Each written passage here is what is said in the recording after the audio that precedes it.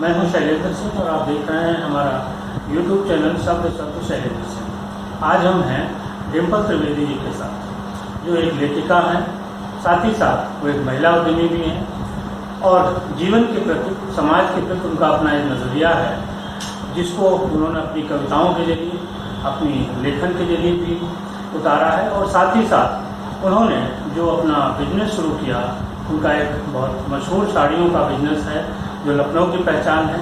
इन सब पे हम डिम्पल जी से बात करेंगे, लेकिन सबसे पहले हम बात करेंगे उनके लेखन पे। डिम्पल जी, बहुत स्वागत है। सबसे पहले जो आपकी बुक है, ये ताज़ा थॉट, ताज़ा कॉफ़ी थॉट्स, इसके बारे में हमें कुछ थोड़ा बताइए कि क्या है ये जो ताज़ा कॉफ़ी थॉट्स। ये है दोस्तों, ये फ्लिपकार्ट और अमेज़न पे मिलेगी आपको, और हमारा भी नंबर आपसे ले सकते हैं, मेरे पास भी उपलब्ध है। ये बहुत एक गृहिणी की एंड ऑफ द डे जो उसके थॉट्स होते हैं कि जैसे हमने खुद से जैसे बातचीत करनी, जैसे वो मी टाइम जिसको कहते हैं, इट्स अ मी टाइम, तो it's all about me time.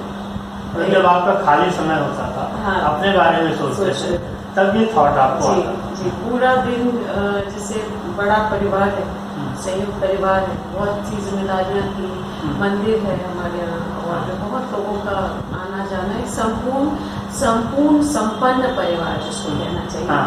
तो लेकिन फिर भी हमारे जैसे मन के लोगों को एक अपना मी टाइम, एक अपना होना चाहिए होता है। So that was always in the night, कि आप जब सारा काम निपटा के बैठते हैं, एक तब अपने बारे में फुर्सत की प्याली लेकर के, तो वो होता था कि उस समय मेरे मन में जो भी विचार आते थे वो मैं कहीं कुर्सियों में, डायरी भी नहीं होती थी, कहीं किसी भी कुर्सी में। कई बार तो मैंने जो परचूनी के बिल होते थे उसके पीछे ही जॉट डाउन कर देते थे, ऐसा लगता था कि वो हमने अपनी बात कह दी। तो उससे ये सिलसिला शुरू हुआ। लेखन में मेरी रुचि क्लास 7 से। अच्छा। लिखते हम बचपन से, तब बहुत रिवोल्यूशनरी, तब समाज पे बातें होती है, समाज पे जैसे हम एक ग्रोइंग चाइल्ड के नज़र से समाज देखते हैं, तो हम वो लिखते थे। अच्छा। हाँ, तब तो क्लास 7 तो बहुत अर्ली एज थी मेरे पास, उसकी भी कुछ है, कभी मौका लगा तो आपसे शेयर करेंगे। तो क्लास 7 में I used to write revolutionary, कहना चाहिए गद्य पद्य मिक्स करके, क्योंकि उतनी अकल नहीं थी कि उसको कैसे फ्रेम करें। तो वो था एक इमेच्योर बच्चे के दिमाग से, उसमें कई बार शब्द बहुत रोष वाले होते थे, कई विद्रोही आवाज़ें भी उसमें आपको सुनाई देंगी। लेकिन as soon as I got married, then वो आपका विद्रोही स्वभाव जो होता है वो आपकी ग्रोथ की आड़े आता है, ऐसा मेरा मानना है। क्योंकि नई पृष्ठभूमि है, वहाँ पे आप उतने विद्रोही न स्वभाव रख सकते हैं, न शब्द रख सकते हैं, और न लोग उसको समझेंगे। हाँ, तो वो मेरा जब 2 साल बहुत निकल गया और मुझे लगने लगा जैसे हम खुद से ही दूर जा रहे हैं। रोजमर्रा की जिंदगी चल रही थी, सब कुछ, everything was perfect and fine and good, लेकिन जो लेखक होता है या जो फिलोसफर होता है वो शायद कहीं मिसिंग था उसमें। तो फिर मैंने उसको सोचा कि कहीं भी कैसे भी टाइम मिले, रात में बच्चों का होमवर्क करा के सुला के मैं 10 मिनट के लिए कुछ लिख देती।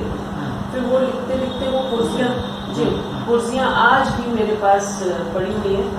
कहीं कहीं कुछ स्क्रैबल, कभी 2 लाइनें लिख के भूल गए, इसके आगे कुछ समझ नहीं आ रहा है, मन बहुत थका है, तन बहुत थका है, तो ऐसे इकट्ठा होता है। फिर वो जब thanks to Facebook, when Facebook I was introduced to Facebook through my close friend, then उसमें समझ नहीं आ रहा था यंगस्टर्स के कि क्या लिखना चाहिए इसमें। देन आई स्टार्टेड, तब उसमें हिंदी का चलन नहीं था, अंग्रेजी में ही बच्चे यंगस्टर सब लिखते थे जो मेरे समझ के परे था, और मैंने वही किया जो जैसे हम हैं, जीवन भी ऐसे ही जिया। मतलब मैंने बहुत कलेवर में चढ़ा है, तो उसमें भी मैंने हिंदी में लिखना शुरू किया। कुछ लोगों ने कहा भी कि कौन पढ़ेगा हिंदी उर्दू। मैंने कभी लिखा इसलिए नहीं कि लोग पढ़ें, वो कहते हैं कि dance like nobody is watching you, so right like nobody is reading you.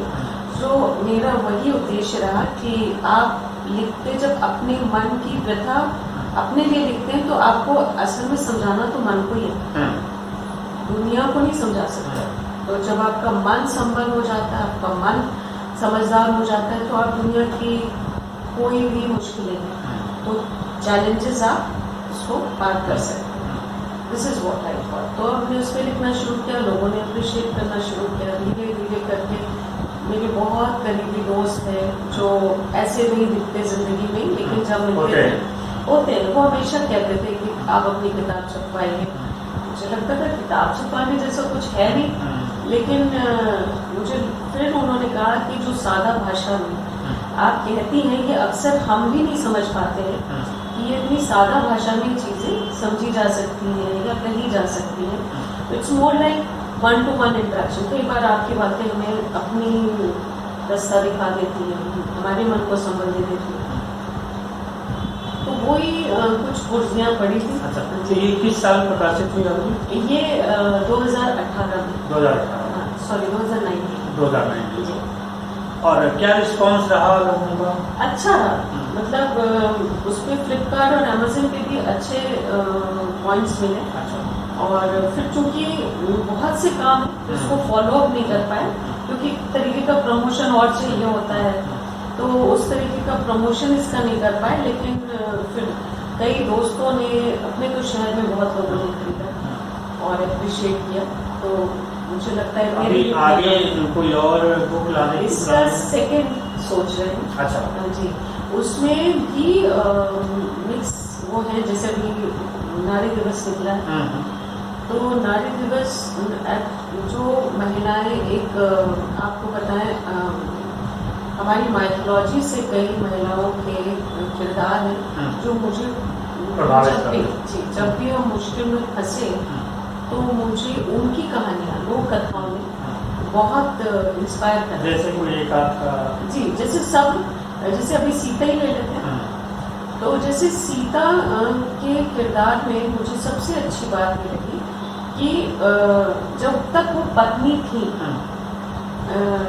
उन्होंने जिद करी कि मैं आपके संग वन में जाऊंगी, जबकि रूल तोड़ा उन्होंने अपने पिताजी, अपने परिवार के अगेंस्ट जाकर के। सीता ने कहा नहीं, मुझे नहीं सुनना है, मुझे तो आपके साथ रहना है। उन्होंने कहा बहुत कठिनाइयाँ होंगी, उन्होंने कहा कोई बात नहीं, मुझे रहना। वो जिद की, हट की उन्होंने, जब तक वो पत्नी के पद पे सुरक्षित और सम्मानित रही। जैसे ही उन पे रामचंद्र जी का इफ आया, इफ एंड बट, उन्होंने जैसे उनके उसमें एक गिरज आई, दरार आई, उन्होंने वो हक, वो पर स्वतः पीछे हो गए और उन्होंने कहा कि अब आप कह रहे हैं मुझे जाने के लिए। उन्होंने कोई हट नहीं करी, उन्होंने कोई, क्योंकि वो उस पद को जब सम्मानित नहीं रहेगी, पत्नी का कोई हक उन्होंने मांगा नहीं। फिर उन्होंने नहीं मांगा, उन्होंने कुछ भी नहीं कहा कि मुझे ये सुविधा आपको देनी चाहिए या आपको मुझे ये करना चाहिए। तो ये एक बहुत महान किरदार है, एक बहुत ऊंचा किरदार है। एक स्त्री के लिए तो इतनी मान की बात है कि मैं जब सीता को, शकुंतला को, अहिल्या को, द्रौपदी को देखती हूँ, जितना पढ़ती हूँ और जितना समझने की कोशिश करती हूँ, उतना मुझे लगता है कि ये महिलाएं जो कर गई, हम तो अभी मतलब we are on very very basic, मतलब हम अपनी रोजमर्रा की जिंदगी में पछाड़ पा जाते हैं। तो ये नहीं होना चाहिए। तो इस तरीके से मैंने किरदारों पे लिखा है। सीता जी पे लिखा है, अहिल्या पे लिखा है, शकुंतला पे लिखा है, वो सब आएगा। जी, नाम यही होगा ताजा कॉफी थॉट्स। तो कॉफी के साथ भी कुछ अलग आपका शौक है लेखन का?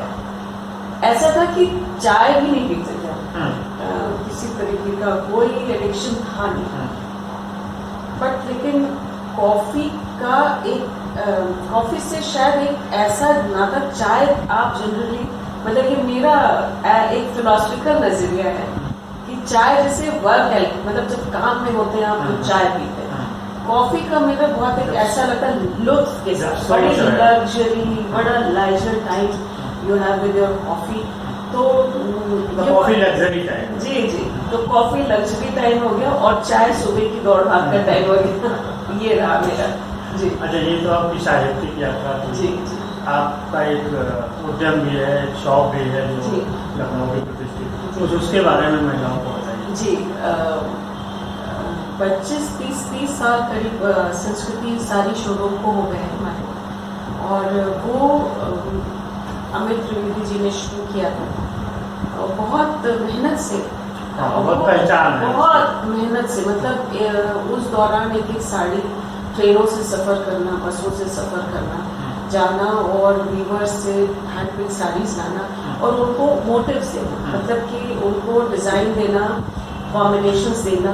तो ये एक बहुत मशक्क़त का काम था। करीब 25 साल पहले दुकान शुरू हुई। 25 साल जी, करीब इट वाज ओपन इन 1993, 92 या 93, तो इट्स मोर लाइक 30 इयर्स। सो बहुत मेहनत उन्होंने करी। उस शॉप को इस्टेब्लिश हुए अच्छा खासा टाइम हो चुका था। तब उनके दिमाग में आया कि हाउस ऑफ फैब्रिक्स खोला जाए। उन्होंने हाउस ऑफ फैब्रिक खोला and I was a housewife dealing with 2 kids and old parents and a joint family. तो मेरे तो दूर दराज दिमाग में I was not at all aspiring professional, nothing. मतलब आज भी मुझे पैसे रुपए की दुनिया किताब के आगे बेमानी लगती है, लेकिन करना पड़ता है। तो उन्होंने कहा कि आप ये आप देखना शुरू करें। It was a big challenge. तो उन्होंने पहले मुझे साल भर के लिए शॉप में ट्रेनिंग दी कि कपड़ों को पहचानिए, आप रंग पहचानिए, वैरायटी इतनी, हैंडलूम की वैरायटी बहुत होती है, तो केरला की वैरायटी, साउथ, उन्होंने मुझे फेमिलियर करवाया। और बहुत मुश्किल वक्त मेरे लिए भी था कि घर, बच्चे और वो ट्रेनिंग पीरियड भी गुजारना बहुत टफ था। चलता रहा। उसके बाद उन्होंने हाउस ऑफ फैब्रिक सूरत में खोला and then he gave me responsibility to look after this shop. कभी भी घर से बाहर स्टेप आउट नहीं किया था। पढ़ते पढ़ते शादी हो गई थी तो पब्लिक डीलिंग आती नहीं थी। बट समहाउ धीरे धीरे, चूंकि वही था कि हमने जैसा कहा कि कभी मैंने कलेवर ओढ़ के कोई काम नहीं करा। हम उसी सादगी से काम करते, उसी सादगी से जैसे हम थे। कोई कहता था मुझे कुछ नहीं आप क्या समझ में आ रहा है, तो हम कहते थे ठीक है तो आप कुछ मत लीजिए। But I never forced anybody. मुझे वो बिजनेस टैक्टिक्स बता देते और उसमें भी हम किताबी शायरी और उसमें उसको देखते थे, रंगों को, वीवर की मेहनत को, ऐसे सोचते थे। और गाना मेरे आप दुकान में हमेशा सुनेंगे। अच्छा। क्योंकि music is my life line, और म्यूजिक सुनते सुनते ही मैं बहुत मुश्किल काम कर लेती हूँ। तो मुझे था कि ये सिर्फ पैसे की खनक पे काम नहीं कर सकते, I need some soul music. वो सुनते गए, काम होता रहा, 10 साल करीब उसको हो गया। तो बाय गॉड्स ग्रेस अच्छा काम चल रहा है, ठीक है। Both the shops are doing good. अभी पेंडेमिक के टाइम पे भी सेल थ्रू स्मार्टली कह लीजिए या भाग्यशाली रहे कि अच्छा रहा। तो स्टाफ करीब दोनों को मिला करके 25-30 का स्टाफ है, उनका घर भी हमसे चल रहा है। तो एवरीथिंग इज गुड। अच्छा, आप तो साड़ियों का इतनी दिनों से देख रही हैं तमाम तरीके की, क्या फैशन का उतार चढ़ाव रहा है साड़ियों को लेकर? जी, मुझसे जब हम लखनऊ में आए तो लखनऊ में एक बहुत एलीट क्लास हुआ करता था जो कॉटन साड़ीज पहनता था, और मुझे भी लकीली कॉटन साड़ीज का बहुत शौक था। उस उम्र में भी बहुत शौक था। और जब हम मूवीज में शबाना और स्मिता को देखते थे when I was in school, तो हम सोचते थे ये साड़ियाँ कहाँ मिलती होंगी। मतलब कमाल साड़ियाँ लगती थी, आपका पूरा वजूद ही बदल जाता है वो साड़ियाँ पहन के। तो खैर luckily I got my shop only full of sari. जी जी बिल्कुल बिल्कुल। तो आई वॉज वेरी हैप्पी। तो वो साड़ी पहनते थे और मैंने कभी भी फैशन के हिसाब से कुछ भी नहीं करा। अच्छा। तो मुझे कॉटन साड़ीज हमें थ्रू आउट द ईयर पसंद है। सिल्क साड़ीज वो लिमिटेड पीरियड है। ये 2 फैब्रिक्स की साड़ियाँ हम पहनते हैं। लोगों ने शुरू में, जैसे आप फैशनेबल जगह पे जाते हैं तो लोग देखते थे कुछ अजब निगाह से कि इतना फैशन है और आप एक बॉर्डर की साड़ी पहन के आ गए सादगी में। लेकिन आई टुक माई स्टैंड फॉरली और मैंने वक्त को बहुत बदलते देखा फैशन के साथ। लेकिन मैं आज भी आपको बताती हूँ कि कोई प्रोफेशन, साड़ियों की डिमांड हर प्रोफेशन में आज दिन तक है। आपने अपनी सहूलियत से फैशन बदला है मिला है, लेकिन आप अगर जरा सा 1% एफर्ट ज्यादा डाल के अगर आप साड़ियों की तरफ निगाह डालेंगे तो आपको लगेगा आपकी पूरी प्रेजेंस बदल जाती है साड़ी पहनने से। और साड़ी का जो आपने एक ये बना लिया है कि ये कंजर्वेटिव तरीका है, तो मैं आपको बताऊं आजकल की जो यंग जनरेशन वो साड़ीज इतनी पसंद कर रही है कि वो फेयरवेल में जो लड़कियां आती हैं वो कहती नहीं मुझे फैंसी नहीं चाहिए, मुझे कॉटन की ऐसी साड़ी दीजिए जिसको मैं मैनेज कर सकूं। तो कॉटन में तमाम वैरायटीज हैं जो कि आप विदाउट चरक, विदाउट आयरन पहन सकते हैं। और वो जमाने लग गए जिसमें आप बहुत मोटा कलफ के संग साड़ी को पहने। There are plenty of varieties जिनको आप एक्सप्लोर कर सकते हैं। I must tell you, sari is the best fashion icon, fashion dressing कहना चाहिए। You wear it in different ways, मतलब बहुत सुंदर है साड़ी का पहनाव जो कंजर्वेटिव नहीं, इट्स ऑलवेज फैशन। और साड़ी के साथ एक ये सबसे सहूलियत की बात है कि हर तरीके की बॉडी में वो फिट है। जी जी जी, आपको दूसरी ड्रेसें अपनी बॉडी के हिसाब से सिलवानी पड़ती। जी जी जी, बिल्कुल सही कह रहे हैं। और वही है ना कि एक बार आप किसी भी ड्रेस में वॉक करके देखिए और एक बार एक आप 300 रुपए की साड़ी पहन के वॉक करके देखिए, आपको खुद में एक वजन, खुद में लेस महसूस होगा। दूसरों के लिए तो मैं कभी नहीं कहती हूँ कि दूसरों के लिए आप कुछ करें। You do it for yourself. Whatever I do, if I wear sari, I do it for myself because I find it very comfortable, very fashionable and very outstanding. Everywhere आप जब साड़ी कॉटन की पहन के निकलते हैं, you are a head turner. So it's always there. So मुझे लगता है कि हर महिला को अपने परिधान, देखिए आप विदेशों में जाइए, जैसे हम भूटान गए, आपको बताएं कि मुझे 90% लोग उनके अपने ट्रेडिशनल ड्रेस में। आप जापान जाइए, क्या वो काम नहीं करते? वहाँ की महिलाएं बहुत उद्यमी हैं, जापान की महिलाएं बहुत उद्यमी, लेकिन फिर भी आप उनको आज अगर 90% नहीं तो आज आप उनको 80% तो 60% कम से कम लोगों को अपने ट्रेडिशनल परिधानों में देखें। और छोड़ दीजिए अगर काम पे वो वेस्टर्न पहनते भी हैं, तो जब उनका ट्रेडिशनल त्योहार होता है तब वो आप हिंदुस्तान में देख लीजिए, बंगाल में देख लीजिए, बंगाल में 10 साल की बच्ची से लेकर के और 90 साल की महिला तक उनके अपने ट्रेडिशनल त्योहारों पे साड़ी पहनती। तो there must be some reason कि इसको क्यों इतना सुंदर और सलीकेदार पहना। अब जो नई पीढ़ी है, मुझे जो थोड़ा सा लगा है कि एक तो उनको पहनने का सलीका भी नहीं आता, और वो धीरे धीरे जो हमारी फैमिली में पहले चलता था कि लड़कियों को साड़ी पहनाने की एक आदत से पड़ती थी, वो कहीं ना कहीं पीछे छूट रहा है। और साड़ी के साथ जो मुझे लगता है कि अगर उसको आपने सलीके से पहना तो उसका ग्रेस कई गुना बढ़ जाता है। और कलर वो तो भाई कॉटन तो एक अलग है, कॉटन शिफॉन का अपना ग्रेस है, आपका जॉर्जेट है उसका अलग ग्रेस है, कोटा का अलग ग्रेस है। कुछ परिवार ऐसे हैं जिनमें शाही परिवार है जो शिफॉन सी पहनते हैं, वो लड़कियां भी, उनके यहाँ भी यही ट्रेडिशन है कि उनके यहाँ जब ट्रेडिशनल फंक्शंस होते हैं या आपस में परिवार में मिलते जुलते हैं तो दे वेयर साड़ीज। तो लकीली अभी साड़ीज हिंदुस्तान में कुछ, क्योंकि वो हमने खुद अपनी सहूलियत के लिए बना लिया है कि ये अटकती है, पहन नहीं पाते, ये जल्दी चल नहीं पाते, लेकिन इट्स नॉट लाइक दैट। नहीं, आप पहले देखिए गुजरात वगैरह में भाई साड़ी जो लेबर क्लास पहनता है उसके पहनने का तरीका अलग होता है, वो अपनी सुविधाओं तो साड़ी को किसी भी तरीके से पहन, किसी भी स्वरूप में, किसी भी रूप में, किसी भी स्टाइल से आप पहने, sari is always really very graceful. और जो आपने कहा नई पीढ़ी, तो मैंने पहले ही बोला कि नई पीढ़ी हमने मतलब कुछ लोगों ने ये ऐसा एक माइंडसेट है जो कहता है कि नई पीढ़ी ये नहीं करना चाहती, नई पीढ़ी ये नहीं करना चाहती। लेकिन मैं आपको बताऊं कि मेरे भी ग्रोन अप बच्चे हैं और मैं यूथ फोरम के दौरान बहुत यंग बच्चों से मिलती हूँ। आपको बताऊं जितना ट्रेडिशनली उनको पसंद है कि फंक्शन में हम साड़ी पहने, तो साड़ी चॉइस आती है, पहली चॉइस आती है उनकी, ऐसा नहीं।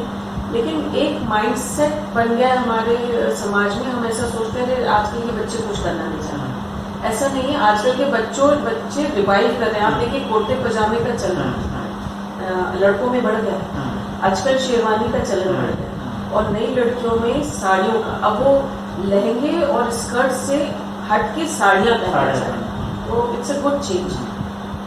तो साथियों, ये हमारी डिम्पल जी के साथ आज की चर्चा थी। अभी जो उनकी अगली बुक आएगी हम लोग फिर उस पर चर्चा करेंगे।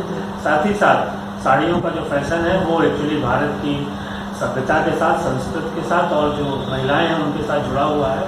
ये कभी ख़त्म होने वाला नहीं, कभी नहीं। सारे फैशन आते जाते रहेंगे, लेकिन साड़ी एवरग्रीन है। साड़ी एवरग्रीन। और आप देख सकते हैं कि डिम्पल जी ने भी बहुत ही सुंदर तरीके से साड़ी भी पहनी है और वो खुद भी कितनी सुंदर लग रही है। तो साड़ी पहन के सभी एक आपका जो सौंदर्य है वो खिल जाता है, और साथ ही साथ एक ट्रेडिशनल लुक भी दिखता है। अपने देखिए, मेरा मानना है कि जड़वत नहीं होना चाहिए, लेकिन जड़ों को नहीं खोना चाहिए। जड़ों को नहीं, मतलब नए पत्ते की तरह आप उसको नया आकार प्रकार दे दीजिए, लेकिन आप अपने जड़ें बनाएं में बिलीव करिए। तो इसी नोट के साथ हम इस वीडियो को खत्म करते हैं कि जड़वत नहीं होना चाहिए, जड़ों से जुड़े रहना चाहिए, जड़ों से जुड़े रहना चाहिए, जड़वत नहीं होना चाहिए। जड़वत नहीं होना चाहिए। और ये आप देख रहे हैं कि डिम्पल जी कॉफ़ी पी रही हैं, मैं चाय पीऊँगा। तब तक आपसे विदा लेता हूँ। शुक्रिया, धन्यवाद। Thank you so much.